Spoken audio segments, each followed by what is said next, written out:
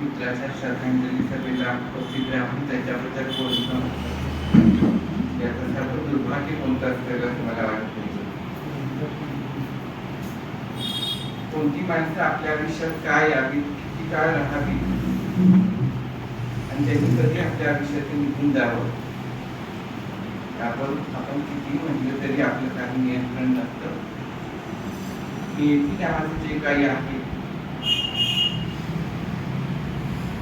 त्याच्यावर माणसाला अजूनही ताबा मिळवता आला नाही. डॉक्टर शंतनू अभिजित सारखे व्यक्तिमत्व गेले जवळपास 20-25 वर्षापासूनची त्यांची ओळख आहे आणि प्रत्येक वेळी ओळख वेगळ्या पद्धतीने होत गेली. खरं तर पहिलं सूत्र असं होतं की अभिराम भडगावकरांचा तो जवळचा मित्र होता आणि अभिराम पण माझा मित्र असल्यामुळं आम्ही एकदा पहिल्यांदा एकत्रित भेटलेलो होतो. नंतर अभिरामच्या पुस्तकाच्या परिसंवादाला भेटलो आणि त्याच्यानंतर मधल्या काळातले जे डॉक्टरांचं लिखाण चालू होतं तर पहिल्यांदा फेसबुकवर आम्ही भरपूर वाचलो, त्यांचे व्हिडिओ पाहिले आणि नंतर ते त्यांनी मदर तेरेसा सारखं लिहिलं किंवा पाळी मेळी सारखं पुस्तक लिहिलं, तेव्हा जाणवलं की हे रसायन वेगळं काहीतरी आहे. डॉक्टर असूनही भाषेवर प्रभुत्व असणं, मराठी भाषेवर प्रभुत्व असणं हा त्यांचा एक मोठा ताकदीचा भाग होता असं मला वाटतं. आपण अनेक मेडिकल वरची पुस्तकं वाचली असतील आणि डॉक्टर शंतनूचं लेखन वाचलं असेल तर ते जाणवेल की समोरच्या माणसाला कशा पद्धतीने त्याच्या भाषेत एखादी गोष्ट समजावून सांगावी. जे पाळी मिळी कुठली सारखं पुस्तक तर मला आपल्याला त्यांचा मेसेज आला होता की डॉक्टर हे पाळी मिळी कुठची नाव कसं वाटतंय वगैरे मेसेज आहे चांगलं आहे. म्हणजे काय म्हटलं तर शेवटी त्या विषयाला भिडण्याची जी तुमची एक प्रकारची लेखन शैली आहे ती अतिशय महत्वाची. कोणीतरी अशा पद्धतीचं लेखन करायला हवं जे जास्त लोकांच्या पर्यंत पोहोचेल. त्यांना अगदी मेडिकल ज्या भाषा आहेत, मेडिकलचे जे शब्द आहेत ते टाळून मराठीतून लिहिण्याची शैली डॉक्टरच्या जवळ खूप चांगली होती. मदर तेरेसा वाचताना मला खूपदा वाटलं की फुलांच्या शैलीला स्पर्श करणारी शैली त्यामध्ये होती. त्यांची ती सगळी व्यक्तिचित्र होती. त्यांना जे पेशंट भेटलेले होते त्या कोकणातल्या एका पेशंटशी त्यांनी लिहिलेले ते माझ्या खूप चांगलं लक्षात राहिलं. त्यातला मिश्किलपणा खूप महत्वाचा होता. पण महत्वाचं म्हणजे काळीच करणारा जो एक प्रकारच्या प्रसंगांना उभं करण्याची किंवा प्रसंग लिहिण्याची ताकद होती ती शंतनू अभिजितकरांच्या सगळ्या साहित्यामध्ये होती. एक चांगला कार्यक्रम म्हणून तर ते प्रसिद्ध होते सगळीकडं. आणि मला त्यांचा आणखीन एक गुण सांगायला की जेव्हा माझ्या वैयक्तिक अनुभवाचा माझ्या मुलीचं जेव्हा प्रेग्नन्सी होती त्यावेळी खूप असे बारीक बारीक प्रश्न असतात. मग ते आपण जरी मी डॉक्टर जरी असलो तरी सांगताना शेवटी काय असतं की मुलीला वडील असतात त्यावेळी ते डॉक्टर नसतात. मग अशा वेळी पटकन शंका कोणाजवळ सांगायची किंवा विचारायची तर मी त्यावेळी शंतनूला फोन करायचो. एक अप्रोचेबल व्यक्ती. पण त्यांनी तर शेवटी सांगितलं की काही बारीक सारी तिच्या मनात शंका असतील तर डायरेक्ट मला फोन करायला सांग. मध्ये तुझा विवाह त्याची सुद्धा काही गरज नाही. मी त्याला सांगेन समजावून कसं असतं ते. कारण मुलींना अनेक वेगळे प्रश्न त्या कालावधीत पडत असतात. तो सहज साध्य मित्रांच्या बरोबर वागणं बोलणं कुठलाही अहंभाव नाही असं असणारं एक व्यक्तिमत्व होतं. त्याची खरी ताकद खरं कळली तर राधिका सांत्वनामध्ये मला जाणवली जास्त करेल. जे लेखक म्हणून मेडिकल विषयावर लिहिणारे सुद्धा आहेत परंतु राधिका सांत्वनम सारखं एका गणिकेने लिहिलं संस्कृत काव्य जे इंग्रजांच्या काळामध्ये बॅन केलेलं होतं, त्याच्यात बंदी आणलेली होती. असं काव्य त्यांच्यापासून नजरेत माध्यमातून पडलं माहिती नाही. पण हे लिहून त्याचं मराठीमध्ये भाषांतर करणं ही अतिशय अवघड गोष्ट होती. त्यांनी अनेक शब्दांच्यावर काम केलं, अनेक शब्दांच्यासाठी अनेक जाणकार विचारवंत माणसांशी सल्ले घेतले आणि आधी पुढे जाऊन ते काव्य कशा पद्धतीने सादर केलं जावं त्या दृष्टीने ते आणि त्यांच्या सौभाग्यवती रुपाली आपण दोघांनीही प्रयत्न केले. मला वाटतं इथं दिग्दर्शनी सुद्धा त्याचा कार्यक्रम झाला होता. कार्मिक बेंचच्या तिथं मला वाटतं दैवज्ञमध्ये सुद्धा त्याचा कार्यक्रम झालेला होता. अनेक ठिकाणी झाले, सोलापूरला झाला, पुण्याला झाले. या सगळ्या प्रवासामध्ये जेव्हा त्यांना जाणीव झाली की आपल्याला आता काहीतरी झालेलं आहे त्या त्यांनी उघडपणे जो लेख लिहिला आणि सगळ्यांना स्पष्टपणे कल्पना दिली. तर एक सगळ्यात मला त्यांचं कौतुक वाटतं की अशा पद्धतीनं एखाद्या गोष्टीचा स्वीकार करणं किंवा खूप धनिष्ठ लागतं. जे आम्ही कोसळतो, अज्ञात कोसळतो, कुठेतरी व्यक्त होतो, हतबल होतो, नैराश्यात जातो, तसं काही न होता त्यांच्या लक्षात आलेलं होतं की आपल्याजवळ मोठाच काय राहिलेला नाही आयुष्यात. पण त्या कालावधीत सुद्धा त्यांनी सगळं लेखन व्यवस्थित केलं, चांगले लेख लिहिले. आणि हा गेल्या 1-1.5 महिन्यात तर मला 2 महिन्यात त्यांच्या मुलाचं लग्न झालं, लगेच दुसऱ्याशी प्रकाशनं झाली. आशुतोष जावडेकरांच्या बुकवर सुद्धा ते जाऊन आले त्यामधल्या काळामध्ये. आणि गेल्या 3 आठवड्यात तर दाखवत होतं की ऑक्सिजन डिपेंडंट होते ते 3 हा सगळ्यामध्ये तर पटकन असं काही होईल असं वाटलं नाही. अनेक पुरस्कार त्यांना मिळाले, त्याच्या पुस्तकांना मिळाले. कर्तृत्व गौरव पुरस्कार नगरपालिकांनी दिलेला होता. अक्षर गौरव पुरस्कारही त्यांच्या हजार तेरेचं त्या पुस्तकाला त्यांना प्राप्त झालेला होता. आणि असे व्यक्तिमत्व बघता बघता आपल्याला निघून जावं की खरंच आपण आता पोकळी शब्द खूपच हे झाला. एक मोठी हानी आहे असं मला वाटतं. मित्रताच्या बाबतीत हानी आहे, साहित्य क्षेत्राच्या बाबतीत हानी आहे, वैद्यकीय क्षेत्राच्या बाबतीत हानी आहे. आणि सामाजिक मला वाटतं की अशी माणसं त्यांचं एक सगळ्यात आणखी विशिष्ट म्हणजे ते विज्ञानवादी होते. अंधश्रद्धा वगैरे असं त्यांना मान्य नव्हती. परंपरापेक्षा चिकित्सा करण्याचा त्यांचा एक महत्त्वाचा कल होता.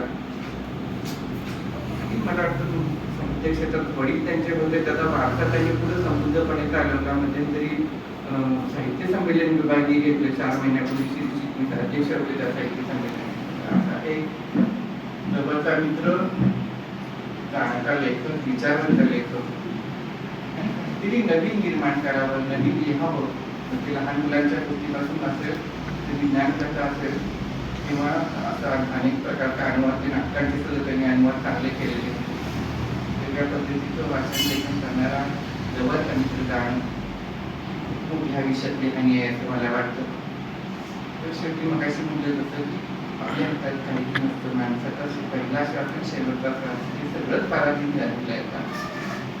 आणि अशा वेळी अशा मित्राला श्रद्धांजली वाहताना मी वाचनाला याच्यावर महाराजांचं वाचनालय, शिवाजीराव ग्रंथालय, आश्रम ग्रंथालय या सर्वांच्या वतीने मी मनापासून श्रद्धांजली.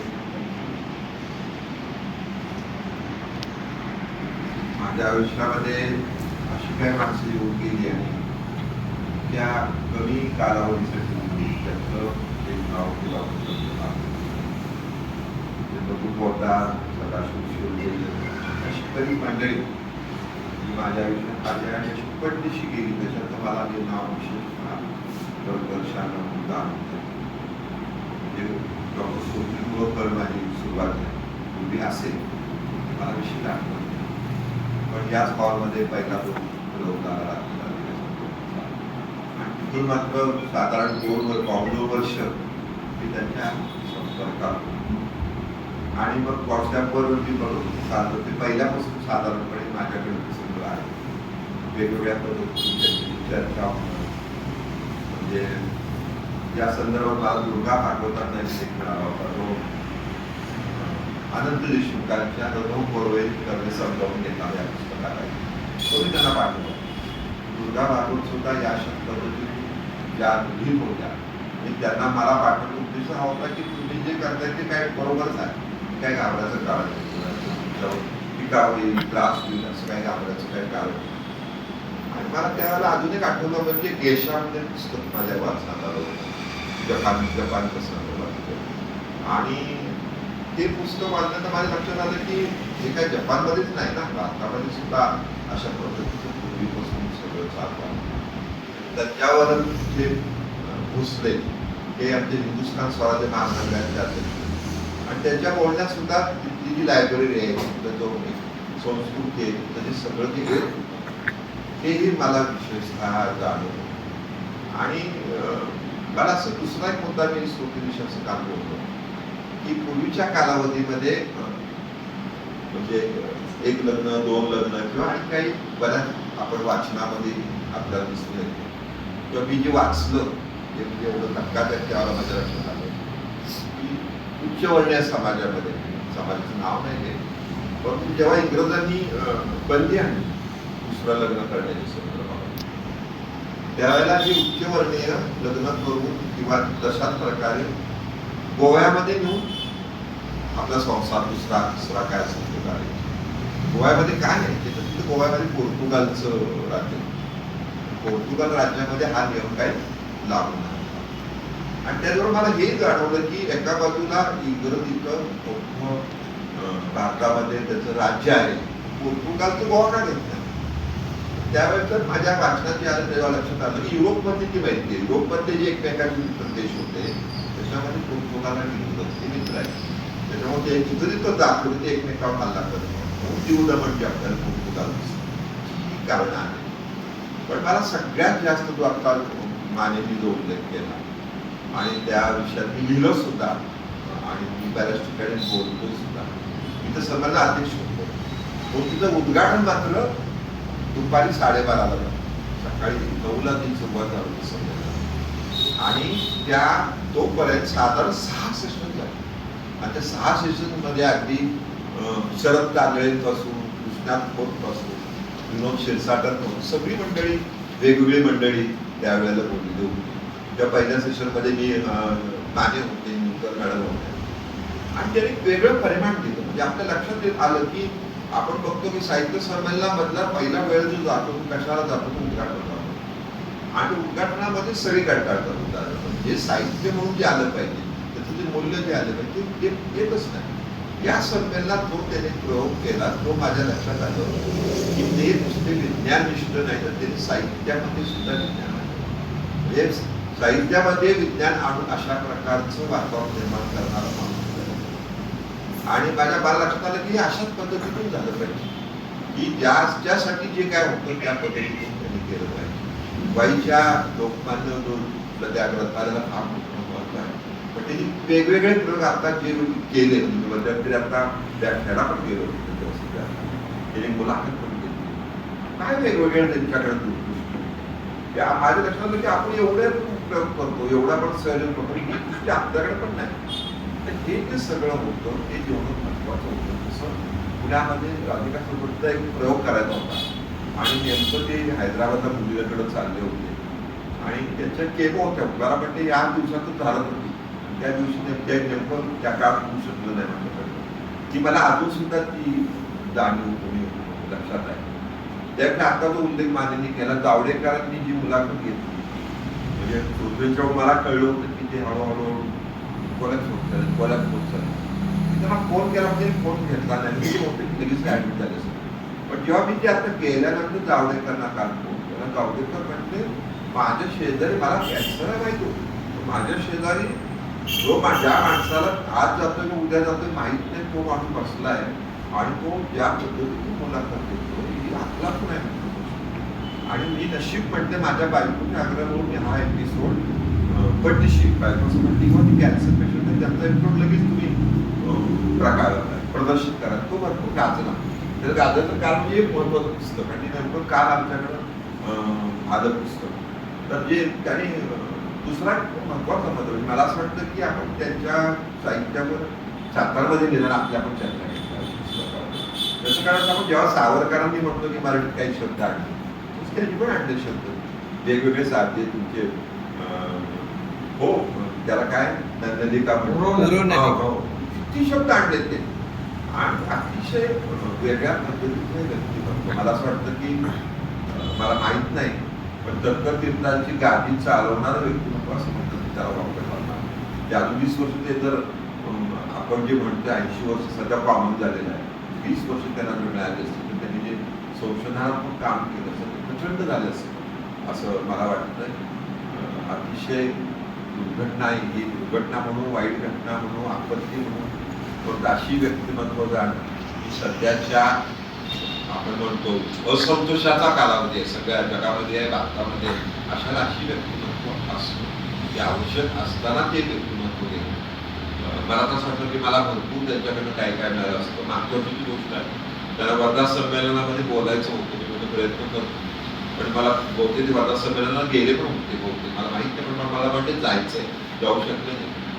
परंतु मला आता ती एक कोपरी जाणवते की असं की आता आपल्याला व्यासपीठ पाहिजे की अशा मोठ्या व्यासपीठावर जाणारी काही मंडळी जी असतात ती पाठवण्यासाठी सुद्धा दबाव असला पाहिजे असं मला वाटतं. त्यात आता असं झालेलं आहे की सगळीकडे आपल्याकडे जसं आपण म्हणतो भारतामध्ये उजवीकडे सगळं वळतंय, जगामध्येच आहे. परंतु जिल्ह्यातलं नाव पाठवायचं, कोण पाठवायचं, शिल्पी पाठवायचं, कोण पाठवायचं आणि कोणी पाठवायचं, याच्यामध्ये सुद्धा असं काहीतरी आलं पाहिजे पुढं. तो विचार होता ना जिल्ह्यातल्या अशा लोकांची नावं होत असते पुढे गेली पाहिजे मला वाटतं. मी विशेषतः मला काल आम्ही निघालो तिकडे पाहिजे असं तर ते म्हणजे साहित्य परिषदेच्या वतीने सुद्धा त्यांना श्रद्धा, कारण सगळ्यांनाच उत्सुक लागली. म्हणजे आपल्या लक्षात आता असं लक्षात आलं की अगदी साहित्याची मोठी मोठी मंडळी सुद्धा एकदम असा ते म्हणजे हे झालं त्याला काय करावं अशा पद्धतीत झालं. तर मी महत्वाचं म्हणजे साहित्य परिषद, नाड साहित्य परिषदेच्या वतीने त्यांना श्रद्धा केली आवडतो. तर लोकमान्य शिक्षण संस्था असेल, शिक्षण संस्था असेल, नाट्य परिषद शाखा सातारा असेल, विशेषतः अनुभव फिल्म क्लब असेल, तर सर्वांच्या वतीने त्यांना श्रद्धांजली अर्पण करतो. आणि या ठिकाणी सांगू इच्छितो की आपण निदान आता जेवढे आलो त्या सगळ्यांनी मिळून जास्त वेळ न घालवता सप्टेंबरमध्येच एक सप्ताह त्यांच्या पुस्तकावर चर्चासत्र आपण करावं अशी मी तुम्हाला सर्वांना विनंती करतो. विशेषतः दिलीप शहा त्यांच्या अतिशय जवळचे आहेत. मला काल सुट्टी सांगत असं काय बोलायचा विषय नाही, पण त्यांनी मृत्यूपत्र सुद्धा बहुतेक ते त्याचे सईराई दोघंच आहेत. इतकी जवळची मंडळी आहे, त्यामुळे जवळच्या मंडळींच्या पाठीशी आम्ही तुमच्या पाठीशी आहोत की हे त्यांचं जे जे लिखाण आहे अप्रकाशित लिखाण आणि प्रकाशित लिखाण, कारण ऑलरेडी त्यांनी एक नातीवर पण कविते 31 ऑगस्टला प्रकाशित करायचं होतं. पण आपण नुसतं बोलण्यापेक्षा काही कृतीमध्ये केलं पाहिजे असं मला वाटतं. त्या कृतीसाठी आणि ती कृती मला वाटतं ही ती समाजासाठी उपयोगी आहे. त्यांची पुस्तकं जास्तीत जास्त लोकांच्यापर्यंत कशी जातात हाही दृष्टिकोन आपण ठेवला पाहिजे. सप्टेंबरमध्ये माझी विनंती आहे की आपण असा एक सप्ताह करूया की त्याच्यामुळे त्याचं साहित्याचं वेगळे पण सातारच्या माध्यमातून महाराष्ट्रभर जाऊन असा एक प्रयत्न करावा अशी विनंती करू. गेल्या काही दिवसांपासून सगळ्यांना अपेक्षित होती, परंतु थोडीशी फास्ट झाली. पण आमच्यासारख्या वैद्यकीय व्यावसायिकांना असं वाटतं की ते झालं ते तो त्या वेतनातील लोक मोकळा आणि हे कधीतरी घडणार होतंच. पण त्याच्याबरोबरच्या गेल्या 25 वर्षाच्या सहवासामध्ये जे खूप बघितलं, जे खूप शिकायला मिळालं, ते माझ्या आणि त्याच्या वयामध्ये जवळ 10 वर्षांचा फरक आहे. पण गुरुपौर्णिमेला एकमेकांना भेटायचंच. यावेळेला गुरुपौर्णिमेच्या वेळेला तो इथे नव्हता, तो बाकी म्हणजे घरी होता. आणि त्यावेळेला जे बोलणं झालं त्यावेळेला जाणवलं, तोपर्यंत त्यांनी खूप लोकांना आम्हाला सुद्धा नाही कळून दिलं की दिस इज प्रोग्रेसिव्ह. आणि मग गेल्या 1.5 महिन्याचा हा जो प्रवास आहे तो खूपच वेगानेही झाला. पण थोडंसं मनात लिहिलं आहे जगणं त्याचं नक्कीच समाधानी होतं, निर्विवादपणे.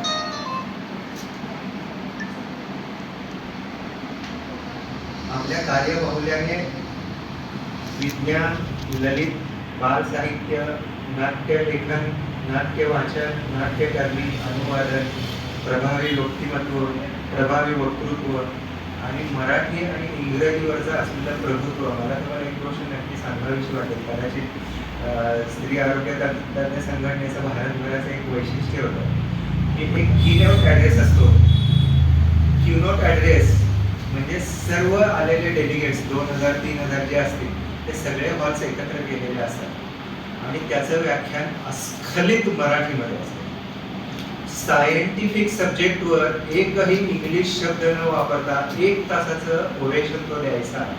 त्याच्यासाठी दरवर्षी म्हणजे गेले कित्येक वर्ष, गेले 1-2 वर्ष ते बंद झाले. तर मला आठवतं त्याप्रमाणे 15 वर्ष तरी हा अखंड चालू असलेला कार्यक्रम होता आणि लोकांच्या काय टाळ्या पडल्या. म्हणजे त्या शब्दांची जी धार होती किंवा त्याचं जे सायन्स एक्सप्लेन करण्याची पद्धत होती, आता कोणीतरी सांगितलं की कंठ लंगोट किंवा काय जे असले ते इतके वेगळे वेगळे शब्द त्यांनी शोधून काढले आणि अडचणी असायच्या. म्हणजे आपल्या ग्रुपवर बऱ्याच जणांनी लिहिले, आम्हाला सुद्धा कधीतरी वाटायचं. मला एक कॉन्फरन्समध्ये इपिड्युरल ॲनाल्जेसिया म्हणजे पेनलेस लेबरसाठीची एक प्रोसिजर आहे. तर मला म्हणणार विनीत याला तू मराठीत बोल. हे डिबेट 5-5 मिनिटं दोघांनी बोलायचं. तो म्हणला विनीत मराठीत बोल. कुठं शब्द सुचताय तो. मग आपलं सारखं त्याला विचारायचं, त्याने ते तयार केलं. पण ते amazing, it's a different thing. म्हणजे त्या व्यक्तिमत्वाची जी काही गोष्ट होती त्याला वर्णन करता येण्यासारखं नक्की नाही. सगळ्यात महत्वाचा तो होता पारदर्शी. सुनील शिंदे सर आहेत, सगळ्यांना माहिती आहे की इतका जवळचा मित्र, उमदा होता, उत्साही होता आणि अजातशत्रू या एका शब्दामध्ये आपण त्याचं नक्की वर्णन करू शकतो. बुद्धीच्या, ज्ञानाच्या, शिक्षणाच्या आणि कष्टाच्या सर्व मर्यादा ओलांडून क्षमतेपेक्षा अफाट काम त्यांनी उभं केलं. आणि कदाचित ह्या ह्याच्यामध्येच त्याचं नुकसान झालं. कारण म्हणजे परवा दिवशी रुपालीबरोबर हॉस्पिटलमध्ये अर्ध्या रात्रीचे 3-4 तास मी रुपाली आणि मुली बसलो. ती म्हणली जाणवायचं की ह्याला काहीतरी होत असावं, पण तो कधी बोलला नाही. आणि खूप उशिरा निदान झालं स्टेज 4. स्टेज 4ला देर इज नो सर्जरी.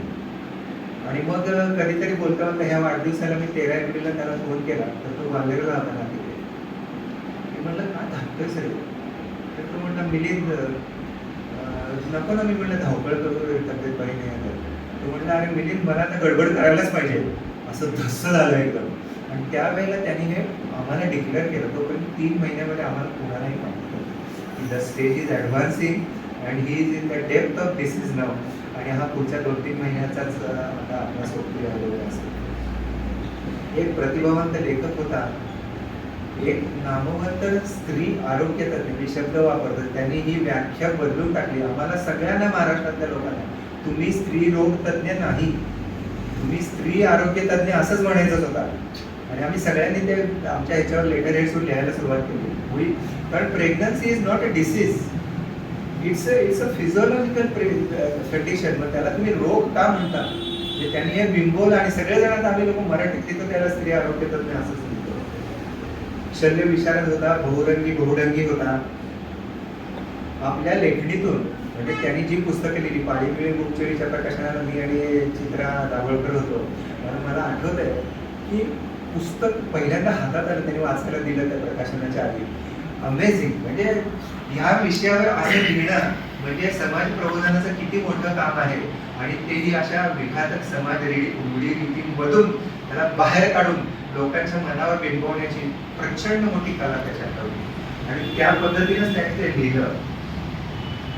आजाराची कल्पना असताना खचून न जाता निर्गमनाची तयारी अत्यंत चोख पद्धतीने केली. सगळ्यांना नेमलं होतं. माझ्या मित्राचं नाव होतं, म्हणजे बिल केली होती त्याच्यामध्ये. प्रत्येकाला त्यांनी सांगून टाकलं हे तुम्ही बघायचं, हे व्हायला नाही पाहिजे. मला बॉडी डोनेशन करायचं, मला ऑर्गन डोनेशन करायचंय, सगळं करायचंय. ऑर्गन डोनेशन होऊ शकत नाही, पण कॉर्निया डोनेशन होऊ शकतं. ते झालं का. See no amazing capacities he have. एवढं तो करू शकला आणि ते बिंबवलं लोकांच्या मनावर त्यांनी. तिथं सांगितलं आणि तिथल्या डिनरच्या लोकांनी सांगितलं की आम्ही तुला कॉर्निया घेऊ शकतो आणि तो आम्ही घेऊ म्हणून. त्याचं वर्णन आनंद नाडकर्णी यांच्या शब्दात, एका शब्दात करता येईल, विसर्जन. म्हणजे स्वतःच्या आयुष्याचं विसर्जन करून गेला तो, पण जाताना तुम्हाला आणि आम्हाला खडबडून जागा करून गेला की यू हॅव सर्टन रिस्पॉन्सिबिलिटीज. तुम्हाला समाजामध्ये हे काम चालू ठेवायला पाहिजे. आणि खरं तुम्ही चिटणीसांनी जसं सांगितलं तसं ह्या पुस्तकांच्या बाबतीतलं काम म्हणजे मला ती आवड आहे खूप. पाळीबिळी गुपचिळी जायला प्रकाशित झाला आणि त्याच्यानंतरचं आरोग्यवटी भाऊ, मी 100 पुस्तकं घेतली. तो म्हणला कशासाठी. पेशंटला, लोकांना, लग्नाला, वाढदिवसाला पुस्तकं वाटायचंच काम आहे, दुसरं हे असं. आणि इतकी सुंदर पुस्तकं आहेत, म्हणजे घरोघरी हे पुस्तक पाहिजे असली पुस्तकं आहेत. खूप सुंदर पुस्तकं लिहिली त्यांनी.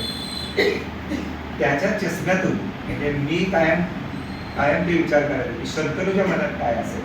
त्याच्या चष्म्यातून कथा, कविता, माणसं, जगणं, धैर्य, धाडस, विज्ञान, इंग्रजी साहित्य, त्याचा अनुवाद आणि अस्खलित मराठीतील स्त्री आरोग्य परिषदामधील प्रभावी व्याख्यान हे खूप जवळून अनुभवलं. मानवी आरोग्याभोवती सामाजिक रूढीरीतींनी अंधश्रद्धांचे जे काटेरी कुंपण आहे त्याचा उलगडा करीत जे अंधश्रद्धा निर्मूलनाचं त्यांनी काम उभं केलं हे वादातीत आहे. दवप्रभाने शंतनूच्या जीवन प्रवासावर काढलेली चित्रफित आपण सगळ्यांनी ऐकली असेल. अगेन्स्ट ऑल ऑड्स बघावी सगळ्यांनी. It is one of the master minds. काही दिवसांपूर्वी